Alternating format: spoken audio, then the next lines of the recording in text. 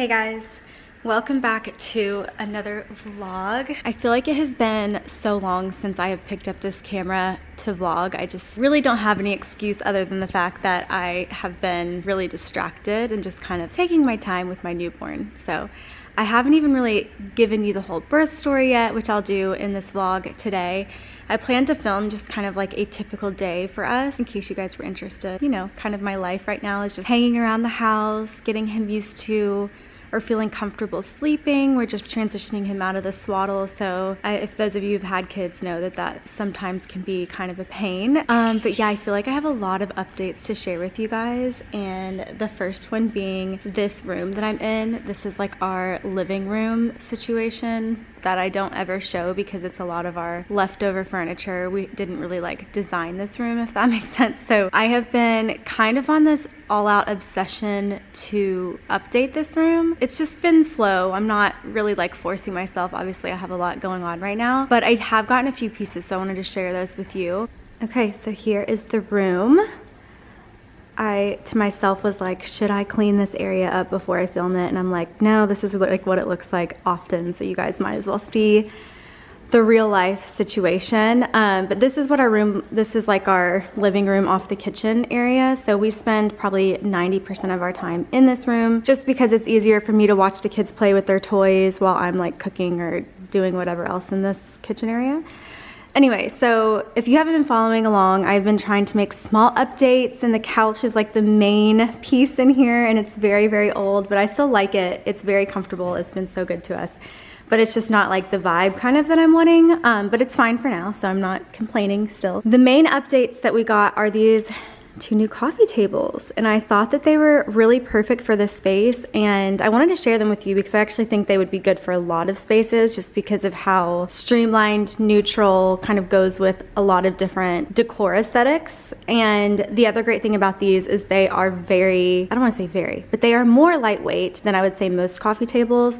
So if you're someone who likes to rearrange furniture, for example, you can move them around. And what I actually initially got them for is I was gonna have this one kind of stacked with this one, just like add a little bit more filled in over on this side. But since we do have young kids, we have a mat here for like tummy time and playing, and it's just easier just to have that table out of the way. So we put it as a side table, which looks great because they match. I love it. These are from Rove Concepts, and if you haven't heard of Rove Concepts, they are known for like a very modern, minimal, more contemporary type vibe, and the quality of their furniture has been really great. We've actually had these, funnily enough, for like 2 months, I think. It's been a while, you guys. I haven't vlogged in a minute, but we've had these for a while, and they have been so good to us. Every time I come down here, I'm like, man, this looks so much better than the black table that we had in here. So what I really like about it, obviously, is the color. I feel like this light wood color just kind of brightens up the space and doesn't make it feel so heavy versus the other coffee table that we had. And I liked the legs of it. It's just a really cool design overall, so I wanted to share that with you guys. Another piece that we got is this rug here, and it is from, let me move this so that you guys can see.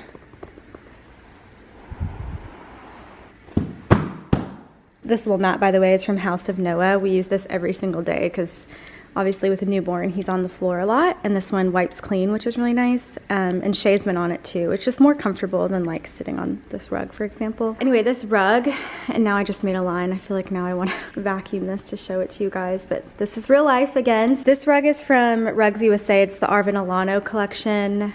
I'm blanking on the name of it now, but I'll link it below. I am obsessed with this. Like, I've had multiple rugs in this room, and this one, I swear, looks the most interesting, but in a subtle way, in my opinion. I just don't feel like it takes away from the furniture or anything else that's happening in this space, versus like the other rugs that we've had in here kind of had more of a pattern, and I'm just like not a pattern rug girl, you know? So I just loved this one because it does have a slight pattern, but it's not, like, it's subtle enough that it doesn't look overwhelming and overpowering, which you guys know is just kind of the vibe. So those are the two updates. Oh, I guess I have another update, but the two coffee tables, or coffee table, side table, and the rug. And then the last updates before I show you, I went shopping on Zara Home and they had some really beautiful pieces.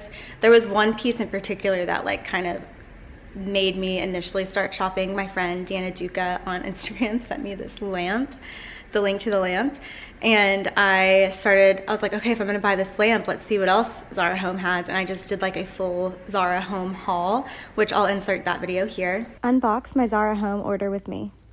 I ordered some new decor pieces for our informal living room, and Zara Home had some amazing options on their site lately. These pieces are specifically for shelf styling, and if you know me, you know I hate open shelf styling due to the visual clutter that it adds, but I figured it was timed for an update. I went with these beautiful rustic but also organic clay pieces, and also picked up this gray fabric lamp to add some lighting to the space. I can't wait to style these. What do you guys think?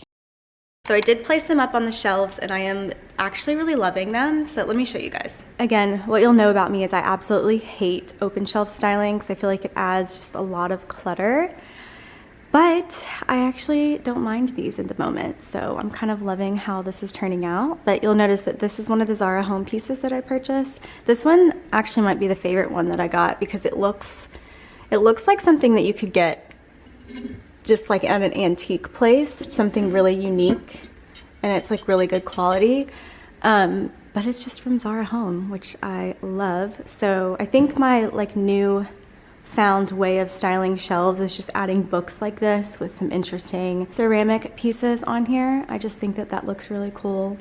So yeah, I'm not hating this. Again, you guys know I hate open shelf styling. I say it a million times, but it's just not, it's not the vibe for me. And then over on this side, I put those two up there just to add like a color contrast, to like contrast out these dark colors. I added those up there. And then I did move, this one is an old Zara Home piece that I had in the entryway, which I loved in the entryway, but I felt like it would look really good right here. I do need to get some new branches to go in here because these ones are from winter and they're dead, but they don't look terrible. I actually kind of like that they look dried out like that. So yeah, I need to add that. Ignore the weights. I've actually been working out for once in my life, so I just keep those right there. And then this is the lamp that was sent to me by my friend, and it is so cool. It's this like gray fabric lamp. Let me turn it off so you can see it. Here we go. Gray. I feel like it's like, this is so messy, it's driving me crazy, but this is where we keep all of Shay's toys if you guys were interested. They're like all here. It's like the baby gym, and they also all are in here. That's our toy storage in case you're interested.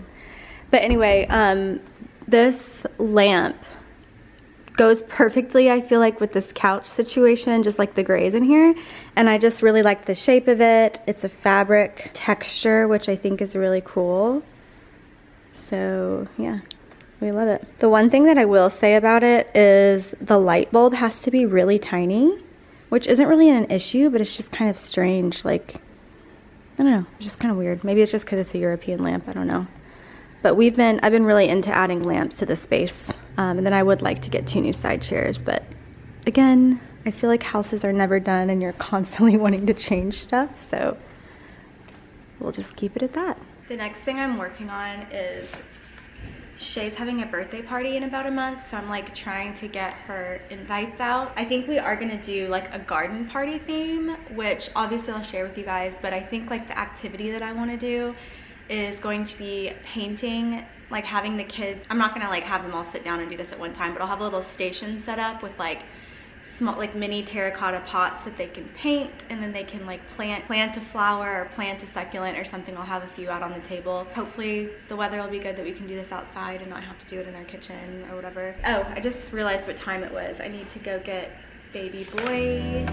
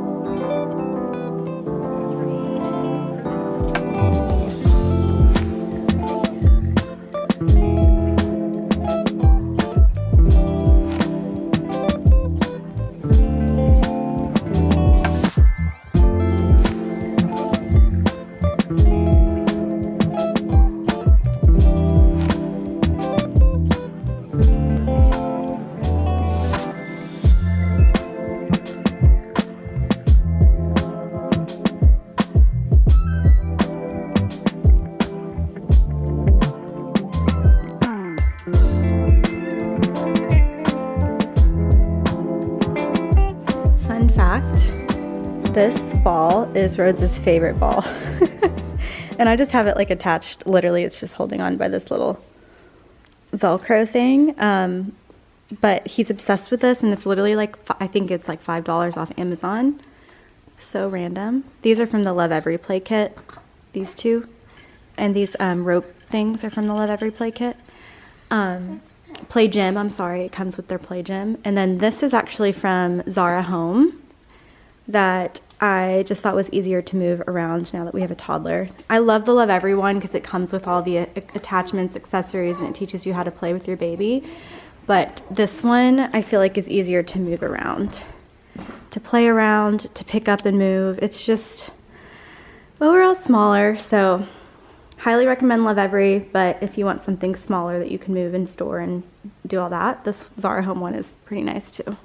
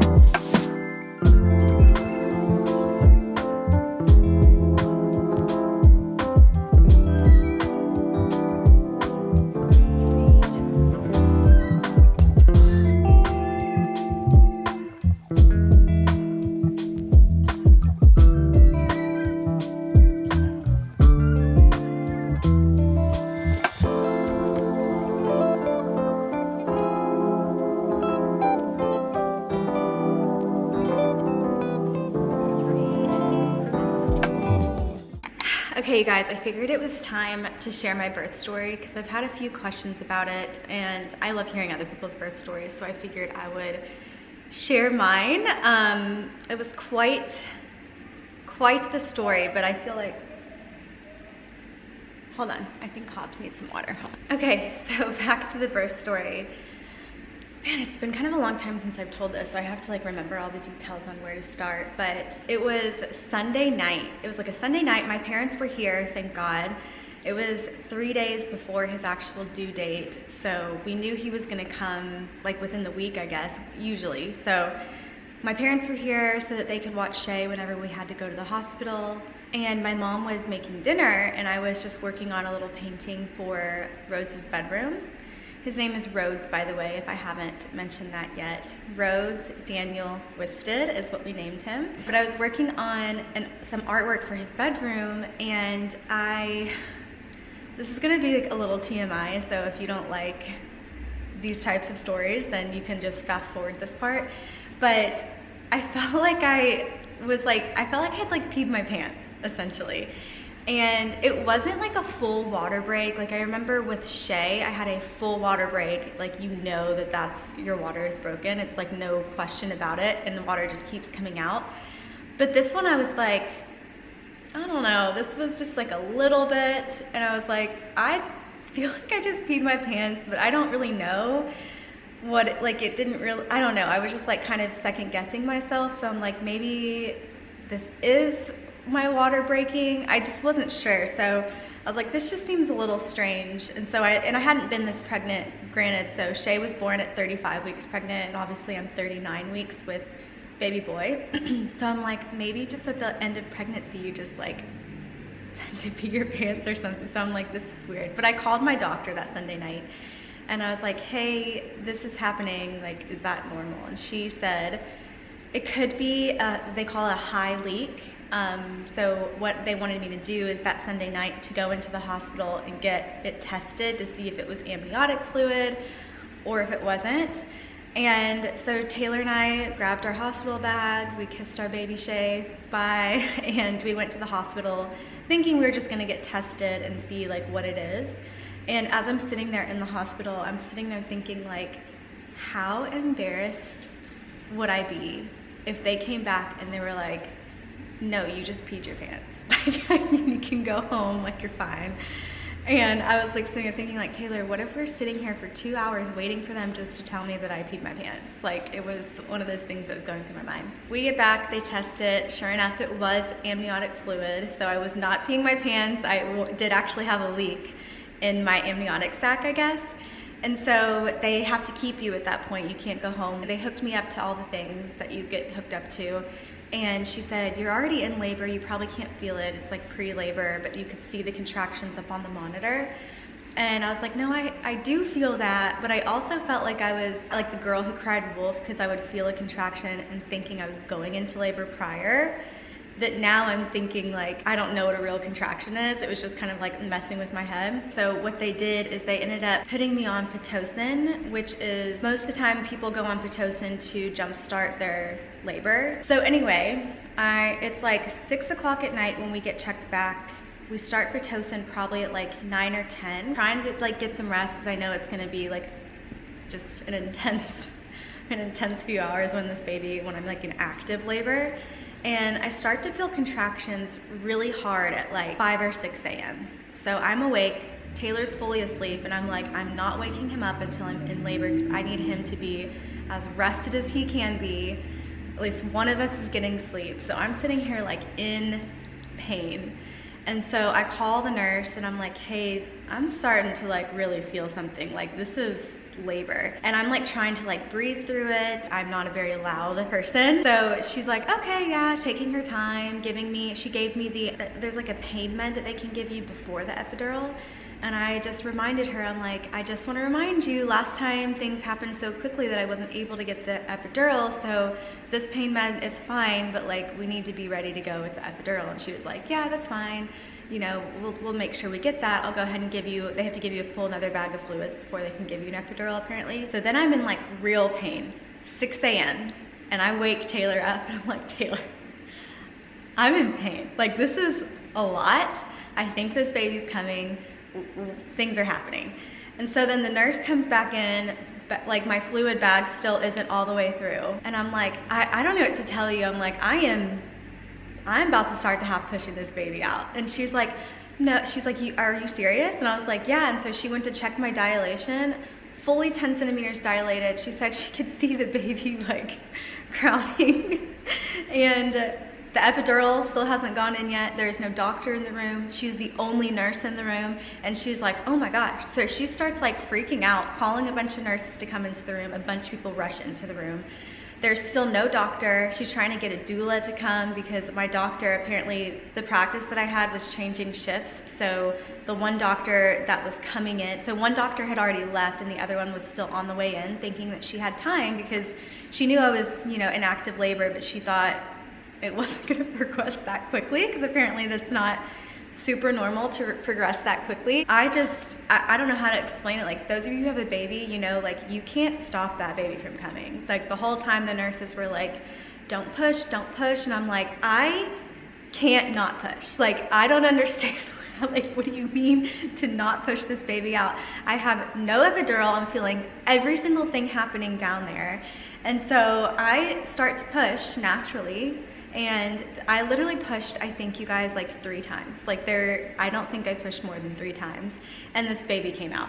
Literally no doctor in the room. All the nurses were just staring like, what do we do? I think one of the nurses may have caught him. I don't even know. So this baby has just been delivered in a room with no doctor. Taylor's just sitting there. I think he was just like in shock. But I literally like pushed 3 times and this baby was out.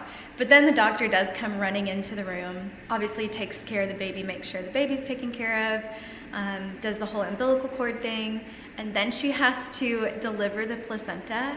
And keep in mind, my last delivery, I did get an epidural, thank God, but this one was so different because obviously, like, the first time I didn't really feel anything down there. This time I could feel everything. So like, after the baby was delivered, then they have to deliver your placenta. And then after that, they have to like push on your abdomen to like get all of the whatever stuff out. And then they have to like check and make sure there's no tearing and all of that. And I was like, I felt every single bit of that. And it was probably more painful than the actual birthing of the baby, Maybe not, maybe I was just being dramatic, but it was very, very painful. And so I don't know how those of you who choose to give birth without an epidural, I just don't know how you do it. Like, I applaud you for the strength that you have for that, but it is not something that I chose on purpose, let's put it that way. But yeah, he was healthy. He was 6 pounds, now I'm blanking. I think it was 6 pounds, 11 ounces. So he's still pretty small, which is great for me. I'm like, I don't think I could have delivered a bigger baby than that. So my baby's waking up. All right, baby boy is waking up early from his nap, which just is what it is, you know. So I'm gonna go get him. Someone didn't want to sleep. Oh. But what I was gonna say, I'm about to go really quick so I can hang out with him. But being pregnant at 39 weeks, I was like, my first pregnancy, I only made it to 35. So making it full term, what people don't talk about, or maybe they do, I just like didn't know until this last time. Being that pregnant is miserable. It's like you're just ready for your baby to come out. It's like you can't really move, you're just very exhausted. It's a lot. I do want to give you guys kind of like a quick overview of my breastfeeding journey. This happened last time and I got really, really emotional about it, but I wasn't able to breastfeed my first baby, and I assumed it was because she was preemie and she just like wasn't able to latch and just wasn't as strong as like a full-term baby. So it was a whole emotional thing. I'll link that video down below where I actually think I cried in the video, but it was just, it's an emotional decision, you know? And then, so this time I was thinking, perfect, this is a full-term baby, everything's gonna go great. I'm actually gonna get to breastfeed for once in my life and actually make it work. And come to find out that it's my body.